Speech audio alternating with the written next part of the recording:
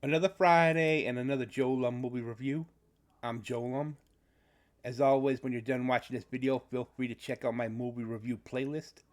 The link is on the top right corner at the beginning of this video, and at the end of this video will also be a link to my previous movie review on the top left corner.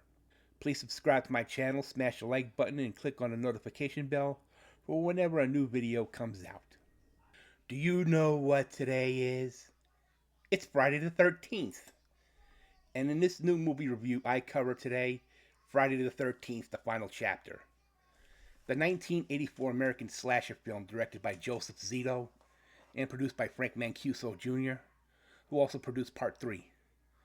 This is the fourth installment in the Friday the 13th franchise, and it picks up where the last film left off, with Jason headed to the morgue, soon killing a coroner and his nurse before heading back to Crystal Lake to continue his killing spree. This film marks the debut of Tommy Jarvis, a character who was played by Corey Feldman in the film. Tommy would make appearances in future films, further establishing him as the archenemy of Jason Voorhees. After Part 3 was released, it was initially supposed to end the series as a trilogy, but no moniker to indicate as such. Then in 1983, there were rumors that Paramount billed the fourth installment as the final chapter, as a result of them feeling embarrassed by their association with the series, as Paramount were aware of the slasher's genre declining interest. However, the idea came from Frank Mancuso Jr. His father, Frank Sr., was the CEO at Paramount at the time. Frank Jr. resented the series due to how nobody respected him for all the hard work he's done as a production assistant on Part 2 and a producer for Part 3, regardless of how much money the films earned. He wanted to end the series by finally killing off Jason Voorhees. Filming took place between October of 1983 and January of 1984. It was originally set to be released in October of '84, but Frank Sr. pushed it up 6 months earlier, leaving the crew 6 weeks to finish post-production, which was the only time Paramount helped with its production. Following the events of Part 3, Jason Voorhees' body, believed to be dead, is taken to the morgue. The hockey mask killer himself is revived. He escapes to cold storage at the hospital, where he kills the coroner with a hacksaw and guts his nurse with a scalpel. The following day, a group of teenagers drive up to Crystal Lake for a summer trip. What is the matter with these kids? The gang is comprised of Paul, his girl Samantha, Sarah, her boyfriend Doug, Jimmy, and Joker named Ted. On the way, they came across the tombstone of Jason's mother and a hitchhiker who Jason kills. The teens soon befriend Trish and Tommy Jarvis along with their dog Gordon. The teenagers soon meet sisters Tina and Terry, and they go skinny dipping. Then night fell. A party began. A jealous Sam sees Tina flirting with Paul and left. She goes out to the lake, strips down to nothing, swims to the raft on the lake where Jason impales her under the raft. When Paul went to look for her, he gets harpooned in the balls and killed off. Terry is the next victim as she is stabbed with a spear before she can get on her bike. Mother Jarvis gets killed off screen. Soon Trish and Tommy realize that their mother is missing after returning home.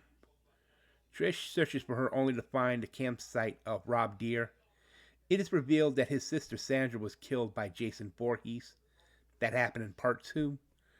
He only came to Crystal Lake to avenge her murder. Worried about Tommy's safety, Trish and Rob returned to the house.